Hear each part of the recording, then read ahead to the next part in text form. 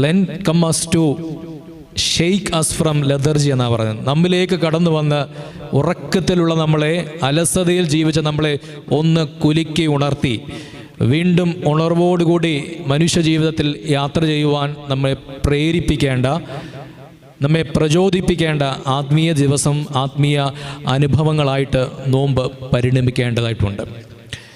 ഈ സുറിയാനി സാഹിത്യത്തിലെ അതുല്യനായ ഒരു കവിയുണ്ട്. നമ്മൾ അദ്ദേഹത്തിൻ്റെ ബൗസാകളൊക്കെ ഇങ്ങനെ ഒത്തിരി എന്നും ഉരുവിട്ട് പാടിക്കൊണ്ടിരിക്കുകയാണ്. സെറൂഗലമാർ യാക്കോബ് എന്ന് പറയുന്ന പിതാവ്, നമുക്കറിയാം യാക്കോബിൻ്റെ ബൗസാകൾ. അദ്ദേഹം ഈ നോമ്പിൻ്റെ നല്ല അനുഭവത്തെപ്പറ്റിയും നോമ്പിൻ്റെ സ്വഭാവത്തെപ്പറ്റിയും നോമ്പിൻ്റെ ഫലത്തെപ്പറ്റിയും വളരെ സുന്ദരമായിട്ട് വ്യാഖ്യാനിച്ചു തന്നിട്ടുണ്ട്. നോമ്പിൻ്റെ സ്വഭാവം എന്താണെന്നും നോമ്പിൻ്റെ ഫലം എന്താണെന്നും സുന്ദരമായി വ്യാഖ്യാനിച്ചു. ഇങ്ങനെയാണ്: ഉപവാസത്തോടു കൂടിയുള്ള പ്രാർത്ഥനയും